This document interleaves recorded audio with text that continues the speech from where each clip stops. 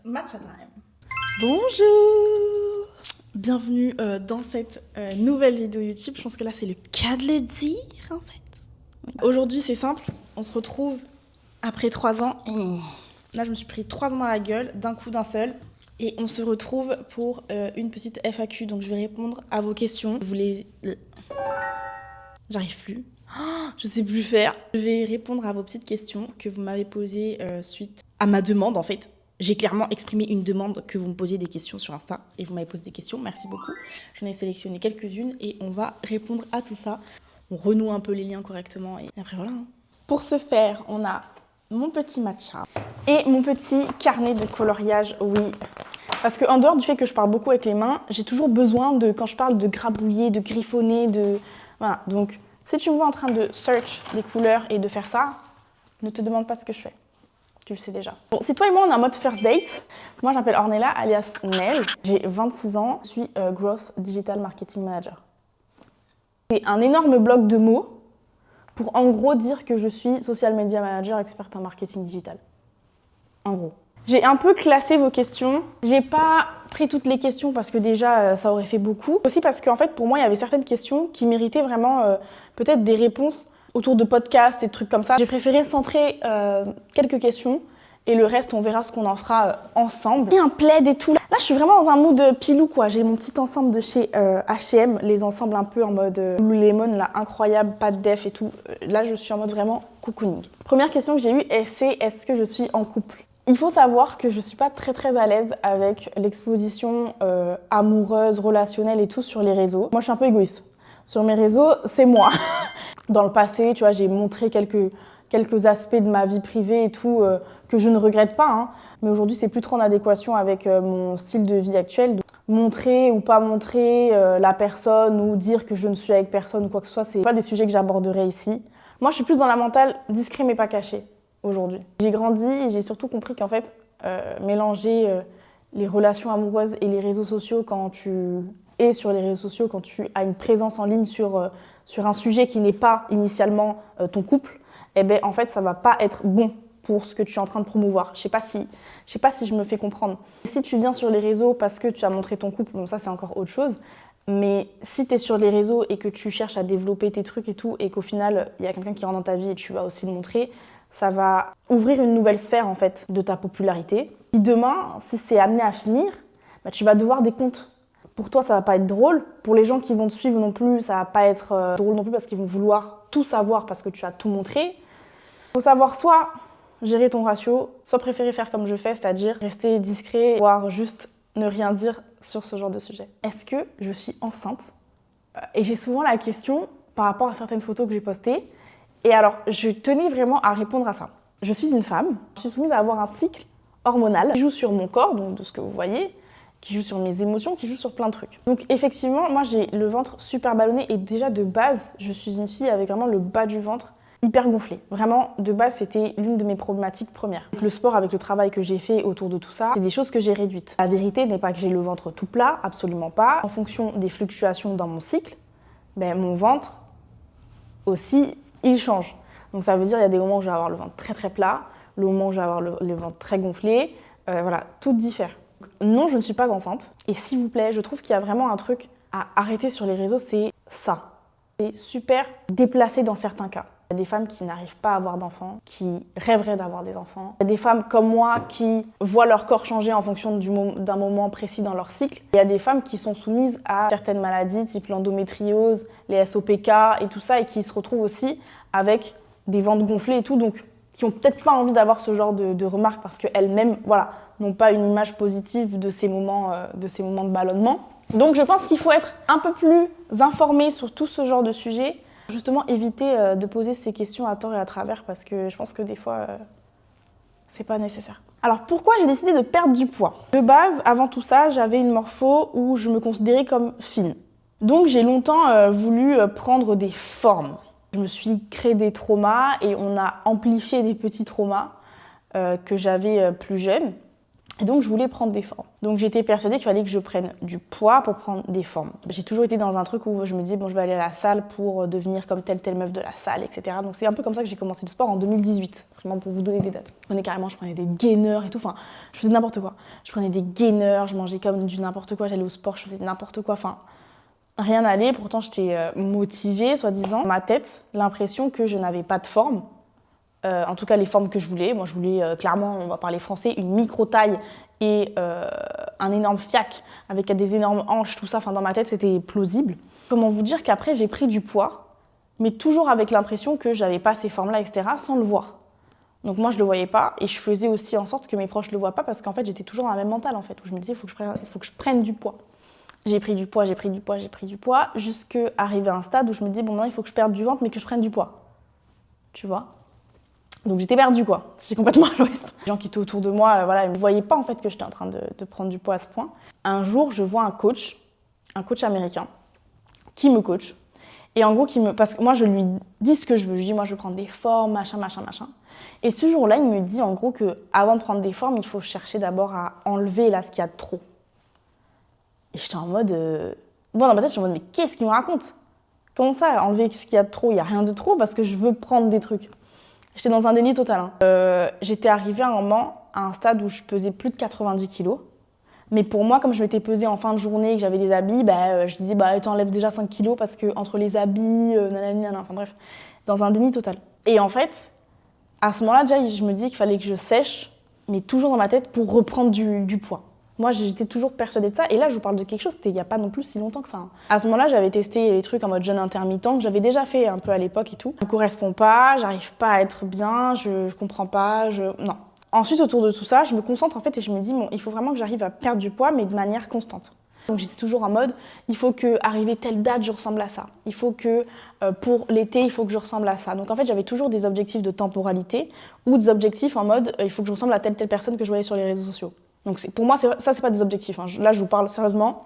Pour moi, ça, c'est des inspirations. C'est des parcours qui peuvent être inspirants, des discours des fois qui peuvent être aussi inspirants et qui peuvent vous faire du bien, mais pas pour autant un objectif plausible à écrire dans vos notes en mode je veux ressembler à telle personne. Non. Moi, c'est ce que je faisais. Donc là, si je vous dis ça, c'est parce que je l'ai fait et je l'ai refait et refait. À ce moment-là, je me suis posée et je me suis dit, bon, qu'est-ce que tu fais à chaque fois ? Donc c'est là où j'ai énuméré toutes les erreurs que j'ai faites, dont ces deux-là. Et donc en fait, je me suis dit, bon, étant donné que quand tu te fixes beaucoup de règles, tu n'arrives pas à les suivre, faut être honnête, essaie de te fixer 1 ou 2 règles, pas plus. Comme ça, au moins, l'objectif est assez clair. Mon objectif, c'était de perdre du poids et de continuer, en gros, les démarches que j'allais faire pour perdre du poids. Donc, être constante. Donc, en fait, c'est les 2 trucs que j'ai notés. J'ai aussi pris rendez-vous avec tous les médecins de la Terre pour refaire un peu des check-ups. Et j'avais fait des prises de sang, etc. Et il faut savoir qu'à ce moment-là aussi, sur la prise de sang, il y avait quelques données qui n'allaient pas, parce que mon alimentation, c'était du n'importe quoi. Enfin, quand je vous parle de n'importe quoi, c'était vraiment de n'importe quoi. Hein. Je m'alimentais de chips avec tout et n'importe quoi. J'avais surtout des grosses crises d'hyperphagie. Des fois, je fais des petites crises d'anxiété ou j'ai des angoisses et des grosses crises de stress. Et dans ces moments-là, il n'y a que la nourriture qui pouvait calmer, selon moi, ces grosses crises de stress. Quand je parle de nourriture, c'est pas me ruer sur tout parce que j'avais vraiment des aliments de prédilection qui, selon moi, soulageaient mes crises. J'allais manger Balisto trempé dans le Nutella. Pour moi, ça, avec mon Monster Mango ketchup et mon Coca Cherry, ça, déjà, c'était un combo gagnant pour moi. En juin 2023, quand je ressors de ces analyses de sang, il y a 2-3 trucs qui vont pas. Et là, je vais vous dire quelque chose qui est très grave et je suis pas du tout fière de vous dire ça. À ce moment-là, ce n'est pas ça mon déclic pour perdre du poids. Donc du coup, mon médecin me dit que bon, il faudrait peut-être chercher à manger correctement et qu'en mangeant correctement, je vais perdre un peu de poids. Mais il faut savoir qu'à ce moment-là, ma santé n'a pas été mon déclic pour initier ma perte de poids. Et honnêtement, de vous dire ça, aujourd'hui, j'en suis peu fière parce qu'en vrai, je pense que ça aurait dû être carrément mon déclic pour me dire, on est là, prends soin de ta santé, prends soin de ton corps, parce qu'en soi, je vais très bien. Aujourd'hui, je pense que c'est le déclic de peu de personnes, par exemple, de prendre soin de son corps et de sa santé. En tout cas, quand tu cherches à faire du sport ou à rééquilibrer ton alimentation, je pense que généralement, c'est parce qu'on a on veut changer, on veut se trouver mieux, etc. Mais on pense pas à notre santé alors que ça devait être primordial. Aujourd'hui, je vous le dis parce que j'ai le recul de me dire que c'était très grave. À ce moment-là, vraiment, ça n'a vraiment pas été mon déclic. Et vous avez vu que dans les objectifs que j'ai énumérés, je n'ai pas parlé de ma santé. parce que c'était vraiment pas un truc sur lequel je m'attardais alors que ça aurait dû être ma priorité. Mais bon, bref. Et cette question en a entraîné une autre qui a été quel a été mon déclic. Moi, je vous parlerai pas d'un déclic parce que j'en ai pas eu. Je me suis pas levée un matin avec le déclic de changer. Non, c'est faux. Je vous parlerai jamais de ça et je l'ai dit et redit. Faut savoir que j'ai pas tout changé du jour au lendemain. Moi, je parlais de déclic. Hein. J'avais les déclics de 3h du matin. Moi, c'était celui-là. Là. Celui-là, c'était mon meilleur déclic. Hein. Celui de 2h du matin. Le déclic où je suis dans mon lit et je vois des fitness girls là, sur mon TikTok et je me disais demain, je change tout. Demain, je deviens la meilleure version de moi-même. Tu vas voir, je vais aller à la salle 5 fois par semaine, etc. Bizarrement, les déclics, c'était le vendredi, samedi. Je me disais, bon, lundi, tu vas voir. Déjà, quand tu commences comme ça, c'est mort. Quand tu commences avec lundi, tu vas voir, alors qu'on est mercredi de la semaine d'avant, c'est mort. Pourquoi est-ce que tu commences pas le jeudi? Tu vois ce que je veux dire? Le déclic de 2h du matin, c'est le déclic où tu vas à la salle, où tu manges que de la salade, tu manges des galettes de riz. Mais par contre, tu pètes un plomb. Moi, en tout cas, je faisais une crise. J'allais aller chez le premier supermarché que j'allais trouver. J'allais te dévaliser les Monster Munch, les Maltesers, les Balisto, le Nutella, tout. Et j'allais dire, de toute façon, ça sert plus à rien. Ce même déclic que j'allais avoir pour aller à la salle 5 fois par semaine, mais le jour où j'allais pas aller, j'allais dire, bon, mais ça sert plus à rien, je recommence lundi prochain. Tu vois?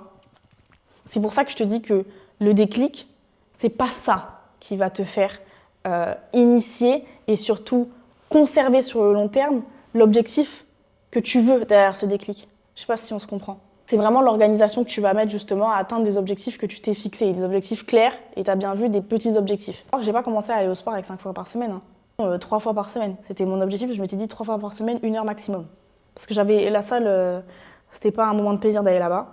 Voilà, et je m'étais dit juste tu manges correctement, par réduire les sucres, réduire certaines graisses. Enfin, j'ai commencé avec des trucs simples. Il faut savoir que quand j'ai commencé là, cette perte de poids, j'avais un événement, je crois quelques semaines après, j'avais du coup essayé une combinaison chez Zara, une combinaison blanche, que j'avais achetée d'ailleurs avec une de mes copines. Donc je m'étais dit ouais et tout, quand je vais aller à tel truc, je la mettrai. En plus elle était en promotion, combinaison trop belle et tout machin, je l'avais pris en XL chez Zara. 5 semaines après, donc pas loin de la deadline de l'événement que j'avais, je me retrouve à essayer cette tenue. Quand je l'essaye, je flotte. Je flotte au niveau de la poitrine, un peu des hanches et tout. Je me dis, c'est bizarre. Je la ferme d'un coup, d'un seul. Je me dis, mais c'est bizarre. Vous savez, c'est les trucs que tu fermes sur le côté, là. Je me souviens, pour le fermer, je l'avais fermé, mais tu sais, j'étais un peu serrée, j'étais bien, tu vois. Enfin, ça moulait. À ce moment-là, je me dis, mais qu'est-ce qui se passe? Est-ce que c'est vraiment mon truc? J'appelle ma pote avec qui j'étais allée faire le shopping et je lui dis, mais tu te souviens quand on a essayé là? Mais oui, je m'en souviens. Je lui dis, regarde comment elle me va maintenant. Bam! Elle me dit, ah, mais t'as perdu du poids, mais nanana. Et en fait, à ce moment-là, je me suis dit, ok, donc les efforts que je fais, ça paye. Donc si je dois parler de déclic, c'est à ce moment-là. Parce qu'en fait, je me souviens de ce moment-là comme si c'était hier. Parce que je me suis dit, ah putain, mais donc ce que je fais, ça marche.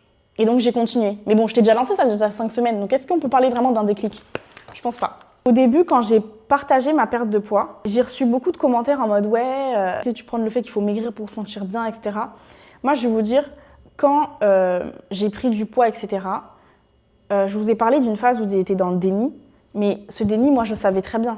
Il faut savoir que j'arrivais plus à être sur les réseaux sociaux, j'arrivais plus à me voir ma gueule, parce que je voyais que j'avais pris du poids, donc je savais plus trop en fait, je savais plus comment faire et ni comment atteindre certains objectifs, j'arrivais plus. Je me voyais de face, déjà que j'ai une morpho en H, j'ai des hip dips, donc j'ai les creux là sur les hanches, donc voilà. Je peux même pas vous dire les moments où je voyais dans le miroir et je me disais mais j'arrivais plus. Mon image dans le miroir, je pouvais plus du tout, j'arrivais plus. Je faisais bonne figure parce qu'à côté de ça, je voulais changer. Donc en fait, je me disais il faut que je sois positive, etc., etc. Savoir qu'avant de faire le jeûne intermittent, etc., j'avais essayé justement bien manger, de rééquilibrer mon alimentation. Je me souviens, j'avais vu une espèce de nutritionniste, un truc bizarre, enfin quelqu'un pour aider quoi. Mais en fait, le truc c'est que comme j'avais mes crises d'hyperphagie, ben en fait, pour moi, une crise, ça remettait tout en cause. Et donc à partir de là, moi, je suivais plus du tout ce que je faisais dans le sens où je me dis bon, ça sert plus à rien. De toute façon, je suis retombée quoi, un peu. La mauvaise mentalité.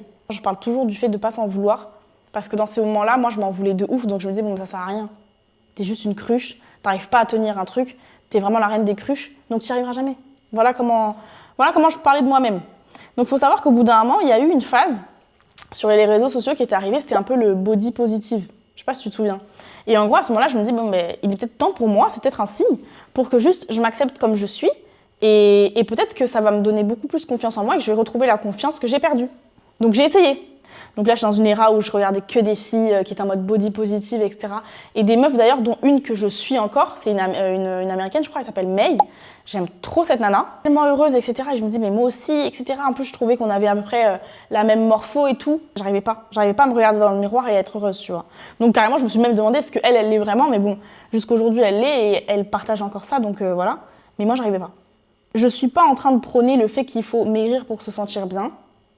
Mais moi, j'ai dû maigrir pour me sentir mieux et pour retrouver confiance en moi. Et en dehors de ça, j'ai fait du bien à ma santé. Je me suis fait du bien. Voilà, donc je ne prône rien, je parle juste de mon expérience. Et à chaque fois, je le dis et je le redis. Quand je vous parle de tout ça, je vous parle de mon expérience. Mais du coup, est-ce que j'ai fait de la chirurgie pour atteindre mes objectifs? Est-ce que c'est le moment où je dois vous avouer qu'effectivement, j'ai fait une lipo 360 plus lipo des bras? J'ai fait un BBL. Un BBL skinny. C'est faux.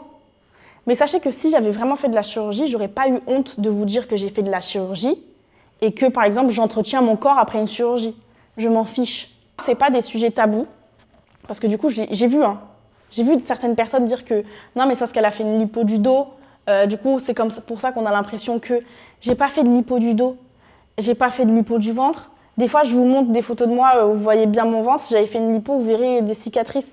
Et quand bien même, je l'aurais dit, et je vous aurais plus partagé le comment s'entretenir après une lipo et j'aurais touché un autre public. Je n'ai aucun problème avec la chirurgie esthétique. Bien au contraire, si ça existe et que tu as les moyens de le faire et que surtout tu trouves un endroit où ça va être fait correctement et si tu penses à plus tard et que tu ne le fais pas pour juste un effet de mode, un effet juste là maintenant pour rentrer dans tel standard de beauté, mais vas-y. T'en fais pas non plus la promotion, attention, mais j'ai aucun problème avec ça et j'aurais eu aucun problème aussi à vous dire si j'en avais fait. Donc je n'en ai pas fait. Est-ce que j'y ai pensé? Oui. J'ai pensé plein de fois, mes proches peuvent vous le dire, j'ai pensé plein de fois à faire un BBL, j'ai pensé plein de fois à faire une lipo, j'ai pensé à ces trucs-là. Le seul jour où je décide de tourner ma vidéo YouTube, ils veulent faire des travaux, c'est une dinguerie quand même. C'est une blague. Je m'étais dit, ce sera mon dernier recours.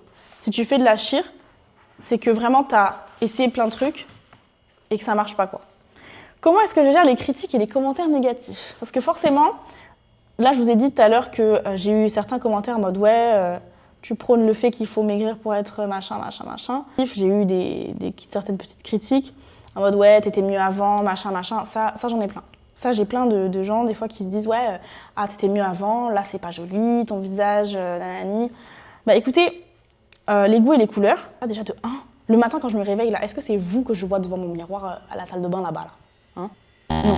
C'est pas vous que je vois, donc je sais pas pourquoi je vais chercher à vous plaire ou chercher à prendre en compte le fait que toi qui es derrière ton écran, tu me préférais avec des kilos en plus. Je trouve que mon visage maintenant il est comme ci, comme ça, je m'en fiche.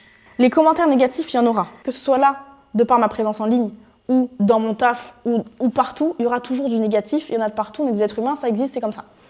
Maintenant, ma façon de penser, elle est différente. Dans le sens où, et là je le dis pour moi, mais ça vaut aussi pour toi, si tu es sur les réseaux sociaux, si tu te partages des fois des trucs, dis-toi que même les gens qui s'envoient, tu sais, tes publications, en gros tes haters qui s'envoient en mode « t'as vu ce qu'elle a fait » ou « t'as vu machin », dis-toi juste un truc, ça te ramène du clout.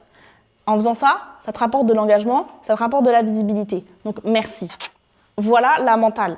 Parfois même, je m'amuse à répondre à ces personnes-là, parce que du coup, je sais que ça va leur donner envie encore plus de répondre, et mine de rien, moi, ça me rapporte de l'engagement. Donc au final, la personne qui y gagne, c'est moi. Quels sont mes conseils pour rester discipliné dans le sport et au quotidien? Franchement, ça va être un seul conseil, c'est l'organisation.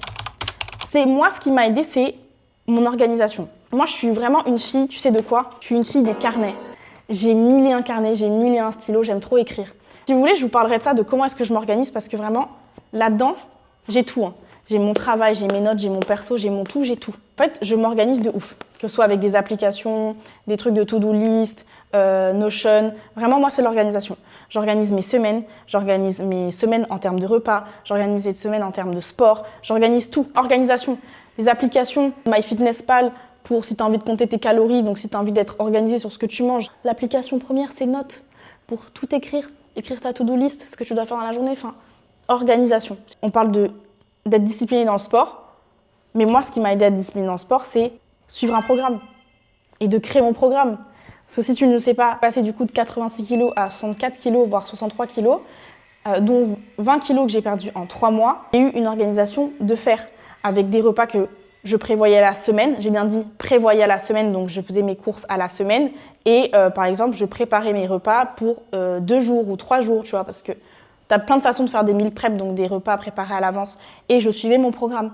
Programme que j'ai mis au propre et qui aujourd'hui est disponible dans mon site, sur Fitnel, qui est mon petit bébé que j'ai créé l'année dernière.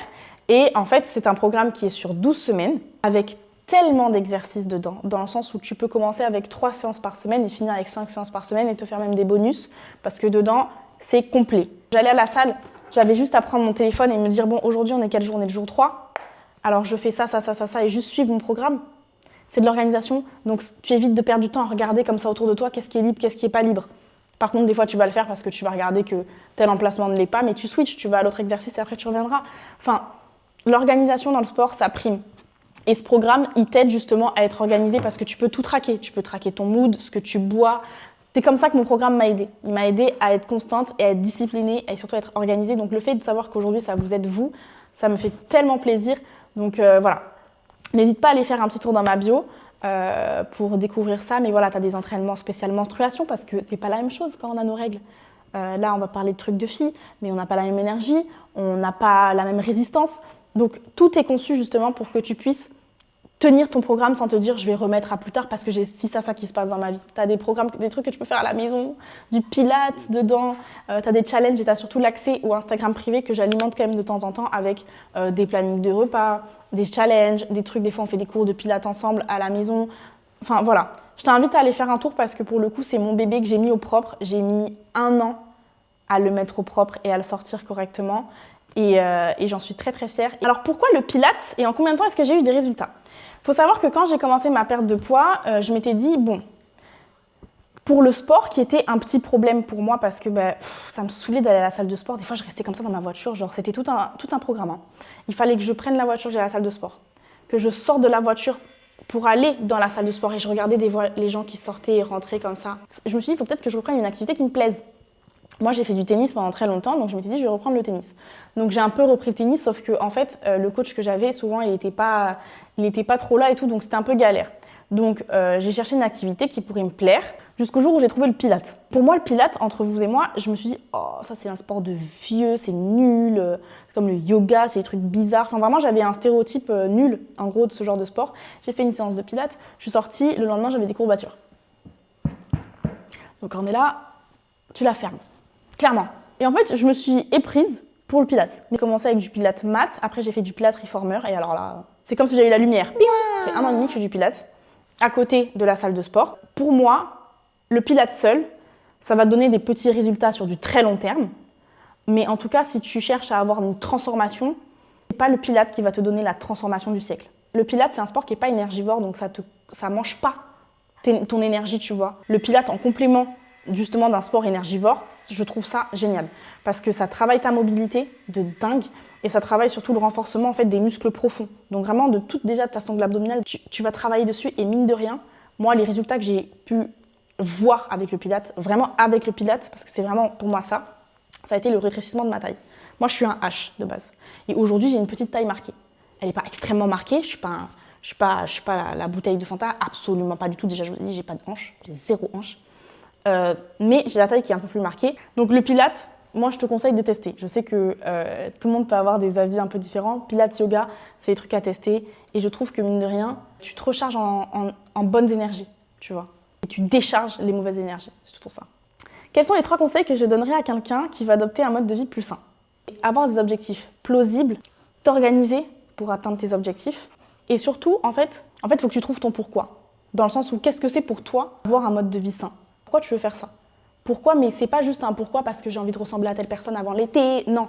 Vraiment, il faut que tu trouves un pourquoi qui fasse du sens, qui a un impact, certes, aujourd'hui, parce que c'est une envie que tu as, mais qui aura surtout un impact demain. Que je me fais comprendre parce que vraiment, dans mon cerveau, c'est tellement clair, mais le retranscrire, c'est autre chose. Comment est-ce que je gère les jours où j'ai un manque de motivation? Alors, ça, c'est tout le temps. Hein. Le matin, quand je me réveille, j'ai pas envie de me lever, déjà. Quand je vais au sport, des fois, j'ai pas envie d'y aller non plus. Parce que je me dis, je suis fatiguée, j'ai travaillé. Motivation, c'est pas ça qui t'amène au sport, c'est pas ça qui t'amène réussir et concrétiser tes projets. La motivation, c'est le petit coup de boost et c'est, l'assemblage de tes pourquoi. Tu vois, tout ça, ça va te donner de la motivation et de l'envie. Mais c'est pas ça qui va te faire te lever. Hein. C'est les petites règles que tu as te fixer. Par exemple, moi j'ai une règle le matin, quand mon réveil il sonne, j'ai pas le droit d'avoir un deuxième réveil ou un troisième réveil. Première, c'est le matin, c'est un seul réveil et au premier réveil, tu te lèves. C'est d'avoir des petites règles comme ça qui t'obligent à faire les choses. En tout cas, moi je fais partie des êtres bêtes. Et j'ai besoin d'avoir des règles. J'ai besoin qu'on m'oblige à faire des choses et pour le coup, il n'y a personne d'autre qui va le faire pour moi, donc il faut que je m'oblige à faire les trucs. Parce que je le fais pour moi. Il y a des gens qui sont beaucoup plus autodisciplinés, moi je ne le suis pas. Moi je suis vraiment un être bête. J'ai besoin de me forcer, j'ai besoin d'avoir des règles. À l'époque, là, quand tu te souviens, on était à l'école, on était au lycée, machin, etc. Des fois, tu savais que tu avais un devoir à rendre dans 3 mois, tu n'allais rien faire, mais la veille, tu allais le faire parce que tu savais qu'il allait y avoir une conséquence derrière. Il faut juste trouver quelque chose qui va être la conséquence. Moi, c'est un peu comme ça que j'ai régi ma vie aujourd'hui. Pourquoi est-ce que j'ai arrêté YouTube pendant 3 ans? Je vous ai dit, je suis passée par différentes phases dans ma vie qui ont été plus ou moins compliquées, dont un manque de confiance en moi qui a été énorme et qui s'est surtout amplifié sur quelques années. J'ai voulu faire semblant, j'ai voulu faire genre que tout allait bien. C'est pour ça qu'on vous dit les réseaux, c'est pas la réalité et ça, je ne cesserai jamais assez de vous le dire. Et en fait, j'étais dans un engrenage où je n'allais pas bien. Heureusement, je suis bien entourée. J'ai surtout su remettre à plat ce que je voulais et ce que je voulais pas. Je me suis carrément posé la question, est-ce que en fait, j'aime bien être sur les réseaux, etc. Mais il faut savoir que j'en avais parlé, je pense, à l'époque, mais YouTube, ça a toujours été un peu une plateforme un peu de rêve. Pour moi, j'ai toujours rêvé de YouTube, j'ai toujours aimé YouTube, je consomme YouTube matin, midi, soir. Donc je me suis dit, pourquoi est-ce que je vais perdre de vue un petit rêve que j'avais parce que, entre guillemets, j'avais perdu confiance. Aujourd'hui, j'ai quand même repris un peu confiance en moi. Je n'ai pas dit que j'étais Beyoncé en termes de confiance, mais j'ai repris confiance en moi. C'est maintenant ou jamais. Aujourd'hui, je préfère faire les choses qu'avoir le regret de me dire « et si j'avais fait ?» Et advienne que pourra. Alors si je pouvais remonter le temps, qu'est-ce que je changerais dans mon parcours? Cette question, au début, quand je l'ai lue, au début, je me suis dit « alors je changerais ça. » Mais en fait, non, c'est faux. J'ai vécu plein de choses. J'ai grandi aussi avec tout ce que j'ai pu vivre. Et en fait, aujourd'hui, c'est ce qui me permet d'être devant toi et de pouvoir me sentir un peu légitime de te parler de certains sujets et d'avoir envie même de te parler de certains sujets pour t'aider. Comme tout le monde, j'ai fait des erreurs, j'en ai fait plein. Je me suis aussi souvent dit que j'allais jamais rien faire de ma vie parce que j'ai eu un parcours scolaire hyper chaotique. J'ai fait des études que j'ai pas continuées. J'ai cherché mille et une études pour me recycler parce que selon moi, si je faisais pas d'études, j'allais être personne. Et au final, dans tout ça, j'ai eu certaines opportunités qui m'ont permis aujourd'hui de faire ce que je fais et d'être qui je suis. Mais j'avais pas eu certains de ces échecs. Aujourd'hui, je ne serais pas là. Avec la réflexion, je changerai rien de mon parcours. Sur tous ces aspects, je changerai rien du tout. J'ai pris tellement de choses et j'ai tellement pris de recul sur aussi certaines choses que je voulais pas accepter qu'aujourd'hui, je me sens tellement en paix. Enfin, je sais pas comment vous expliquer. Je me sens grave en paix et je me sens surtout hyper reconnaissante de tout ce que j'ai pu vivre. Bien comme de pas bien. Reconnaissante à 100%. Tout de ce que j'ai pu essayer qui n'a pas marché, de ce que j'ai essayé qui a fonctionné un temps, des trucs que j'ai fait, que j'ai arrêté de faire. Enfin, je suis reconnaissante de tout et donc je ne changerai absolument rien dans mon parcours. Est-ce que tu es heureuse? Alors, c'est vrai qu'avec mon travail, j'ai l'opportunité de beaucoup voyager et d'être un peu partout. C'est trop bien parce qu'en fait, j'aime pas trop, on va dire, la routine, donc c'est quelque chose qui me va. Est-ce que je suis heureuse? Aujourd'hui, oui. Je suis hyper heureuse. Je me suis rendu compte que tous les petits problèmes et tout ce que j'appelais des petits tracas, je me suis rendu compte que ça n'en était pas. Je me concentre vraiment sur les choses qui sont importantes. Je vous dis pas que des fois je pète les plombs pour des trucs de merde, comme tout le monde. Mais en fait, c'est pas ça qui va. Je vais pas me concentrer sur ça et faire toute une analogie sur putain, c'est à cause de ça que je réussis pas si. Non. Grâce à Dieu, j'ai la santé et j'arrive à faire ce que j'aime. J'ai des proches qui sont incroyables et qui m'aident dans tout ce que je fais et qui me soutiennent et qui m'acceptent comme je suis surtout. Et j'ai été longtemps dans des phases où je me demandais est-ce que je vais être heureuse, est-ce que je suis heureuse, est-ce que machin. Et là, je suis très très contente de pouvoir dire que je suis heureuse et surtout, une fois de plus, reconnaissante envers la vie. Donc voilà. Est-ce que j'ai des résolutions pour mon année? Alors moi, j'aime pas trop le truc de résolution. Depuis 2 ans, je suis plus très très fan. Moi, le 1er janvier de chaque année n'est pas le moment où tu décides de changer ta vie, c'est faux. Tu peux changer ta vie à n'importe quel moment. C'est 13h05 et si tu dis qu'à partir de 13h06, tu fais telle chose, voilà, il n'y a pas de bon moment pour commencer quelque chose. Donc clairement, non, il n'y a pas de résolution. Il n'y a pas de résolution parce que les résolutions, si j'ai envie d'en faire, j'en fais à n'importe quel moment de l'année. Mais si je dois avoir des gros blocs, je dirais de toujours continuer ce que je fais, de ne pas prendre peur d'essayer, d'exprimer de la reconnaissance et de la gratitude. Je pense que c'est déjà pas mal. Ensuite, quel conseil tu donnerais à quelqu'un qui veut se lancer sur Instagram? Je pense qu'on ne parlera pas que d'Instagram, on va parler de tous les réseaux. Le conseil que je te donnerais, c'est de le faire. On est dans une ère où vraiment tout est possible et où les réseaux sociaux peuvent changer ta vie sur plein d'aspects. Les réseaux, ça m'a donné beaucoup d'opportunités, rien que dans le travail. Et des marques qui m'ont fait confiance en community manager. Trouve ce que tu veux partager et une fois de plus, trouve ton pourquoi. Pourquoi tu veux le faire? Est-ce que tu as une passion pour quelque chose? Est-ce que tu as un objectif précis à concrétiser et donc tu dois passer par le fait de créer un Instagram, etc. pour atteindre ton objectif? Trouve ton pourquoi et surtout, fais-le. Pas d'histoire de oui, mais si ça marche pas et s'il y a personne et si j'ai 0 vue, on s'en fiche. Quelque chose qui a 0 vue aujourd'hui peut demain en avoir 1 million. C'est mieux de faire les choses qu'avoir le regret une fois de plus de dire « et si j'avais fait, qu'est-ce qui se serait passé ?» Fais-le. Je sais que souvent on se dit « ouais, mais s'il y a personne et si on se fout de ma gueule et si ça… » Déjà, les gens qui se foutent de ta gueule, est-ce qu'ils seraient capables de faire le quart de ce que tu exposes là sur les réseaux? Non! Et puis tu vois, cette question, elle amène un sujet qui est important. Sache qu'au début, quand tu vas te lancer, peu importe qui tu as autour de toi, si tu as tes parents autour de toi, si tu as tes amis, ta famille, eux, normalement, c'est censé être ton premier soutien. Et j'ai bien dit c'est censé être ton premier soutien parce qu'à partir de là, déjà, je pense que tu peux faire un tri. Si tu lances quelque chose demain, que ce soit te lancer toi sur les réseaux ou lancer un business ou lancer quoi que ce soit, sache qu'à ce moment-là, tu pourras faire un beau tri autour de toi. Parce que normalement, tes premiers clients, ou tes premiers abonnés, ou tes premiers likes, ou tes premiers commentaires, ou tes premiers partages, c'est censé être tes proches. Ils visionnent mais ils disent rien. Ils commentent pas, ils partagent pas, ils enregistrent pas. Dis-toi qu'il y a quelque chose de louche dans l'histoire. Je te jure, parce que ça coûte rien, d'accord? Ça coûte rien, ça coûte même pas du temps de le faire, ok? Si tes proches, ils font pas ça, quand tu lances n'importe quoi, pose-toi les bonnes questions parce que c'est censé être les premiers consommateurs de ce que tu fais, parce qu'ils te connaissent et parce qu'ils savent pourquoi tu le fais. Déjà, tu peux enlever de ton esprit le fait de te dire « ouais, mais si j'ai 0 vue ». Même si tu as juste ton père et ta mère, tu en auras déjà vu 2 des vues. Ou si tu as juste ta meilleure amie et ton meilleur ami, tu auras aussi 2 vues de plus, ça fait déjà 4 vues. Et si eux, ils partagent, disons que juste tes 2 meilleurs amis partagent, tu auras déjà aussi un peu plus de vues. Voilà. Et pareil, dans ce milieu-là, si j'ai bien quelque chose à vous dire, c'est faites attention aussi à qui vous entourez, même au niveau du pro. Disons que demain, tu te lances sur les réseaux, ça marche. Des fois, je sais qu'on est contacté. J'avais été contactée par des agences avec lesquelles j'avais travaillé. Je ne ferai pas de commentaires dessus. Tout le monde se proclame agent. Ils ne savent pas forcément ce que c'est. Ils ne savent pas non plus comment gérer certains trucs. Donc vraiment, fais attention aussi à comment est-ce que tu t'entoures. Mais surtout sur les réseaux, les histoires d'agents, etc. Renseigne-toi bien avant de signer quelconque contrat. Lis les contrats, fais lire les contrats. Enfin voilà. Faites attention à ça parce que ça aussi, c'est hyper important. C'est très facile de démarcher des gens qui se lancent justement et de savoir que tu as un potentiel derrière. Et les gens, eux, ils veulent juste gratter leur billet, hein, tu vois. Donc en soi, voilà, fais gaffe. Je vais terminer avec une petite question, je trouve, qui est pas mal pour conclure tout ça. Quels sont mes projets à venir? Projets à venir, ils sont nombreux, mais ils sont autour de Fitnel. Voilà, ils sont vraiment autour de Fitnel parce que je vous ai dit, c'est mon petit bébé.